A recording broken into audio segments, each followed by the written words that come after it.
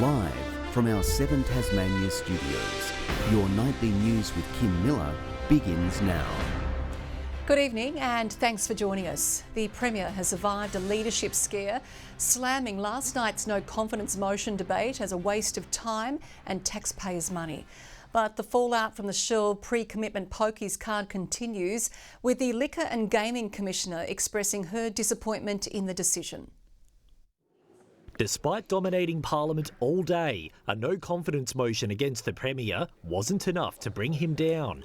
And more scrutiny over the Spirits of Tasmania fiasco by the opposition this morning wasn't about to either. The Tasmanian tourism industry has been badly let down by your failures with the New Spirits project, and it's costing them around $500 million every year. There's a bit of nervousness around you when it comes to the business community after your performance yesterday.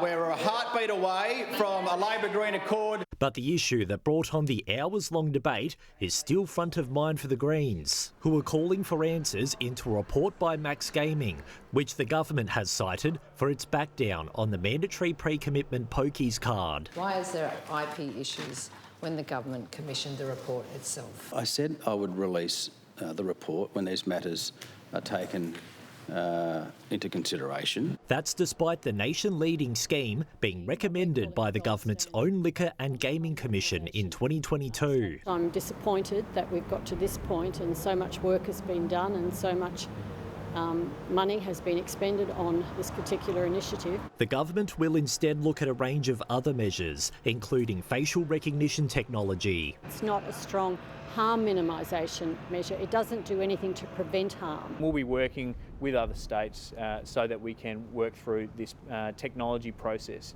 But our government is absolutely committed to harm minimisation. With 4 more sitting days of Parliament left for the year, the government is confident it can get its legislation through in time, even if it takes them well into the night. We'd expect to be sitting late, and that's just the reality. Anthony Dodd, 7 Tasmania News.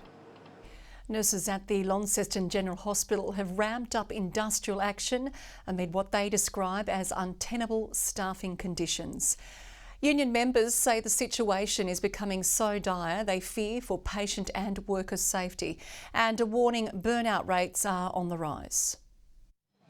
The emergency department's used to being there in the community's hour of need, but now it's the one needing emergency care.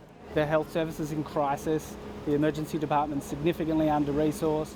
ED nurses at the Launceston General Hospital hitting the panic button, walking off the job. Safe staffing! Now! Claiming unsafe staffing levels have reached a new danger zone. It's taking a significant emotional toll on my colleagues, working understaffed every shift. What we all want is the best for our patients, and that is safe staffing. So the sooner that we can get that, the better we can take care of people, because at the moment our morale is quite low. The state government insists it's forging ahead with a record recruitment blitz. There are new nurses, new doctors, new allied health professionals in hospitals right around Tasmania, and that's because we're backing them in and we're investing. But the Nurses Union is questioning the department's ability to fill vacancies, saying members feel gaslit by empty promises, and the last-minute cancellation of a meeting with health officials yesterday is yet another blow. It's incredibly demoralising when our members feel that the significant risks that they're experiencing in their workplace is not seen as a priority by the department and by this government. That meeting will now take place tomorrow. The union warning if its concerns aren't addressed immediately, it'll be left with no choice but to refer the matter to the Tasmanian Industrial Commission. It's time that the department actually put up tangible solutions to address this untenable situation. Victoria Risto, 7 Tasmania News. We were able to glean a first look at the Jack Jumpers High Performance Centre as a development application is finally lodged with Kingborough Council. Featuring a gym, ice baths, merchandise shop and of course basketball courts, the new home base will be built at Kingston. For all those young basketballers coming through, this is an opportunity to have a centre for excellence in their sport in our state. They're hoping it will be open in 2026.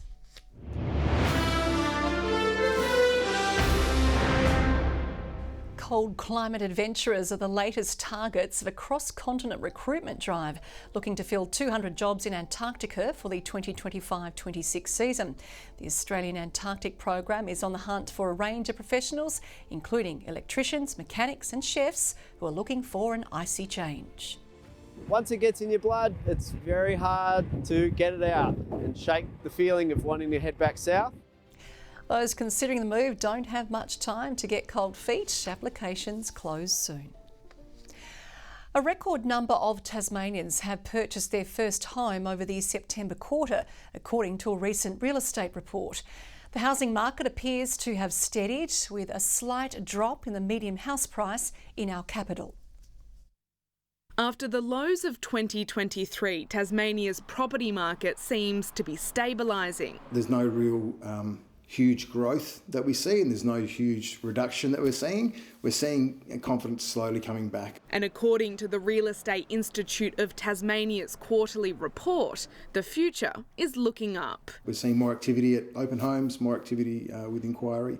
So those are signs that are pointing really positive. Purchasers are seeing a great opportunity to enter, and the worst of inflation is hopefully behind us.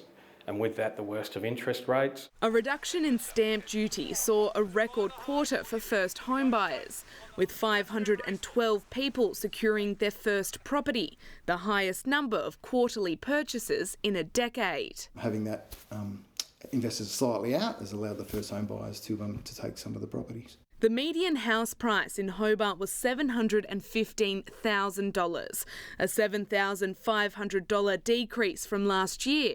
Launceston saw a $7,500 increase to $545,000, with a Hobart suburb holding the mantle for the state's most expensive area to buy. Sandy Bay has now become the top of the tree again in terms of the median price. Acton Park and Tranmere were quite high. And on the other end of the scale, West Coast is usually and traditionally where the most affordable homes are. The report highlighting there's more choice on offer for buyers. And it's a good time to get in, have a good look around, and perhaps get a property that may have been a little more difficult 2 or 3 years ago. Lily Thompson, 7 Tasmanian News. The RACT has unveiled its latest insurance campaign encouraging Tasmanians to protect our unique wildlife. Featuring a southern seal elephant, the campaign will roll out across print, television and billboards statewide. Move over, Neil the seal. A fellow flipper friend has stolen the limelight. Off. Now.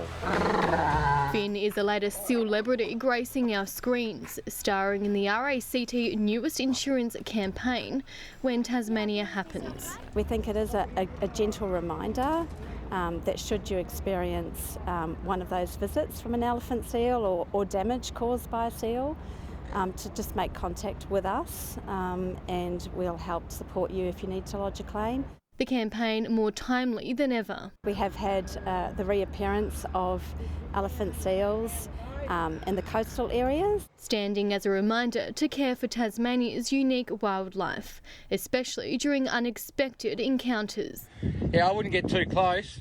Yeah, move the wheelchair. Move the wheelchair. They are a large, powerful and wild animal, and the public really need to give them space. Tasmanians are also encouraged to be extra vigilant behind the wheel, keeping our eyes peeled and not sealed. Drive safely at dusk and dawn, slow down, be aware of marine mammals, seals in coastal regions. The RACT is hoping a more humorous approach to the types of accidents and events they deal with will get the message through. It is a unique campaign and it does have a humorous take, and I think that's important to help capture the awareness and the important message. And it doesn't just apply to our beloved southern elephant seals. We encourage members of the public to be aware of all of Tasmania's wildlife. Tasmania's wildlife is unique and special, and we really need to protect it. Rebecca Gaidaneris, 7 Tasmanian News. Tourism Tasmania is encouraging us to consider holidaying at home this summer. Now that is an invitation which has been too hard to ignore for our own Peter Murphy, who's taken tonight's weather on the road. Murph, where are you and why? Kirsty, I'll have the quail, followed by the crayfish for Maine. Thank you very much.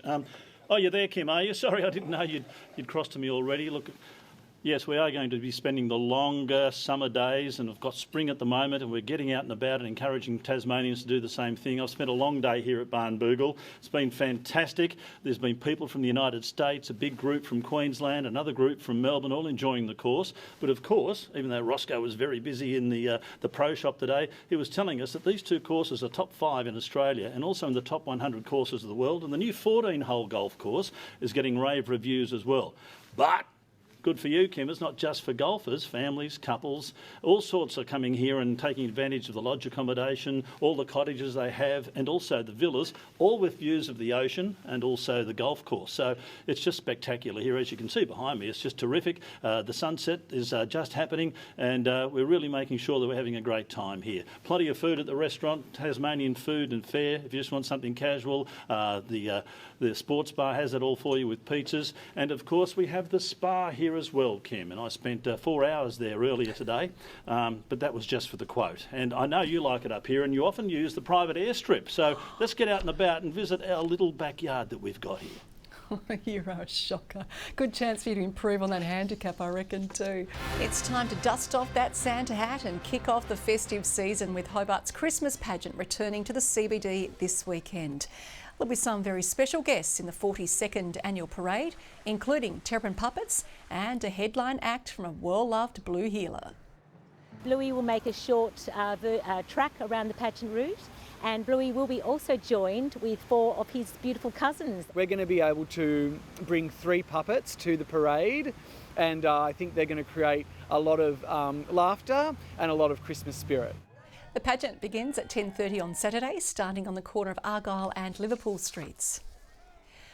Music students at Elizabeth College are some of the first to sit in on a private masterclass hosted by Brazilian jazz pianist Daniel Costa, the world-renowned composer sharing his expertise and how the sounds of Brazil have influenced his music. Many students learn about bossa nova and samba, but not necessarily about other styles, and I think it's a good opportunity for them to become acquainted with these different genres. It's all part of his world tour, where he's set to visit Southeast Asia, parts of Europe and New Zealand. Well, speaking of international acts, Party in the Paddock has let a big cat out of the bag. UK indie rock legends The Kooks have been announced as a secret headline act for next year's festival.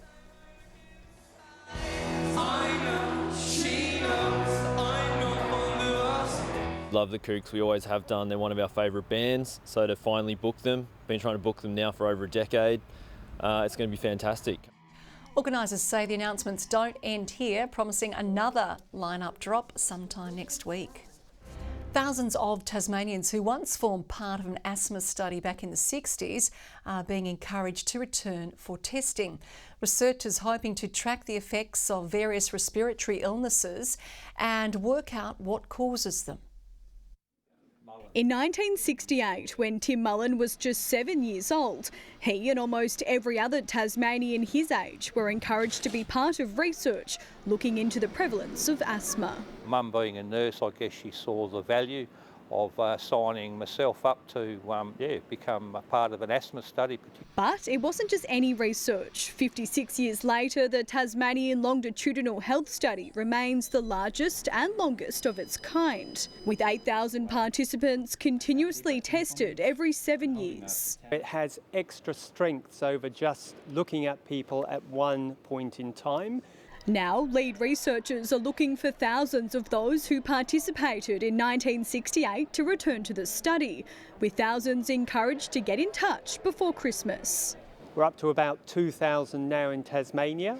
We think there are probably another 2,000, and we'd like to encourage any of those. Back in the 60s, asthma resulted in many deaths. Since then, the results have helped sufferers of other respiratory illnesses, even sleep apnea. About a third of people with asthma develop adult asthma, and we know about a third of people with asthma have asthma as a childhood, tend to grow out of it in their teenage and early adult years. With hopes the more people that return, the further the research can go. It's a matter of being able to assist. We can all donate to different medical research sort of funds and programs. It's not hard, I'm just fronting up and blowing in machines. Ruby Cairns, 7 Tasmanian News. Under the watchful eye of a few Tassie Tigers, these aspiring hockeyroos and kookaburras are sharpening their skills at the Northern Hockey Centre. The Hook Into Hockey program is now free of charge, thanks to a 4-year deal with Aurora Energy. Hundreds of kids are now on board. Families who've been able to have a look at the sport and say, yeah, I'll get my kids into that for free, maybe something they wouldn't have done otherwise. This is grassroots 101, but obviously we want to try and produce more Eddie Ockingtons and Matty Brookses. The more kids that are playing our sport, the more players we're going to see play for our national team in the future. They hope the program will help ease financial pressures on families.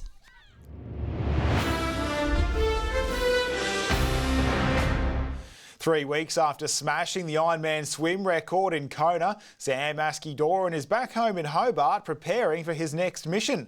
The 21-year-old had no idea just how quick his swim was, at the time more focused on fending off jellyfish. During a dream performance of the iconic Kona Ironman, Doran was oblivious to the fact he'd set the triathlon world ablaze by burning 45 seconds off the swim course record. About 50k out into the bike, I heard someone yell out that I got the record, and I was just, head down onto my arms, and I was just glad or grateful that I had the opportunity to do it. Finishing 7 minutes ahead of the next quickest swimmer in the age event, he made it look easy, but racing in the ocean is anything but. The lack of lane ropes proving to be the least of his worries. You've got to stay straight when you run it, swimming out, staying straight when you're swimming back. There's so many mistakes that can be made in open water. Unfortunately, run into a few jellyfish, so I think I counted about 10 or 12 different stings. Inspired by fellow Tasmanian Cam Worth, who finished 7th overall. Cameron's pretty much the brains and the whole driving force of me actually going to Kona and getting that course record. It was his idea, and I just followed in his footsteps. The 21-year-old St Virgil's old boy returning to his old stomping ground today to field questions from the sports science class. His former teachers aren't surprised to see him excelling. No, not a surprise at all. When he used to come into my classroom of a morning, you could tell he'd had an early start, but he was dedicated, he was committed. Now prepping for next year's World Championships in Nice, setting sights beyond just a swim record. I think now that I've got it, I'm not so interested in just going for the swim course record. It's now going to be a focus on the whole 9-hour, 8-hour, sub 7-hour day. A crucial night awaits the Hurricanes as they host a huge doubleheader at Ninja Stadium tomorrow. All 4 teams are locked in the race for finals contention. It starts with the Sixers playing the Scorchers before the Canes face former teammate Naomi Stalenberg and her second-placed Renegades. Yeah, I think busy end of the tournament. I think it would be really cool to see both teams make the finals, but hopefully we get one on top of them tomorrow. Gnomes can do well, but the Renegades can still lose. There's no reason not to get out and support them. Entry is free tomorrow. First game 3:45. The Canes play at 7:15. Tasmania's wheelchair and inclusion teams are flying to Brisbane to defend their titles this weekend after both lifting the trophies for the first time last year. They're under no illusion it'll be any easier this time around, knowing they'll be seen as the ones to beat. Victoria Metro are always pretty stacked. Queensland are always pretty solid as well. We look very forward to playing South Australia all the time. It's a bit of, heaps of rival. More than 200 players will be representing their respective states over the 6-day event. Another thrilling finish looms in this year's Sydney Hobart. 108 yachts are preparing for the Boxing Day start on Sydney Harbour. Last year's winner, Law Connect, expects another tight battle against Comanche. I think the boat is a box compared to Comanche. It's not compared to a lot of other boats, but Comanche is such a good boat. Just 51 seconds separated them last year, the second closest finish in the race's 79-year history. Sounds good, doesn't it, Kim? That's all in sport. It's beginning to feel a lot like summer. Thank you, Nick. Well, Murph is out and about and he joins us after the break with the weather forecast.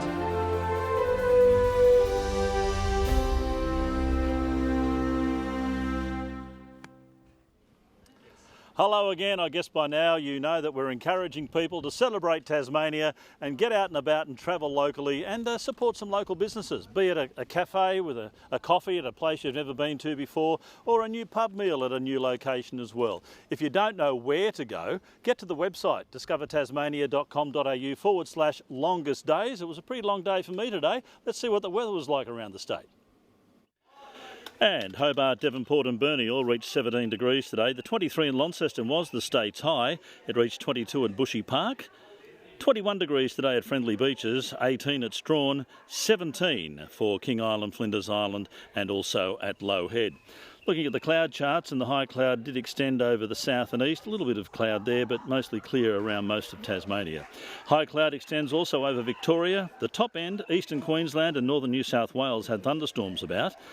Tomorrow we'll have the high to our east. That's going to extend up the New South Wales coast, a low form south of WA. The winds, after being cooler southerly today, will tend east-northeasterly tomorrow at 10 to 20 knots, but to 25 knots later over the east. Let's look at the forecast for tomorrow. Hobart partly cloudy and 22 degrees. 21 for Cygnet and a warm 26 degrees for New Norfolk.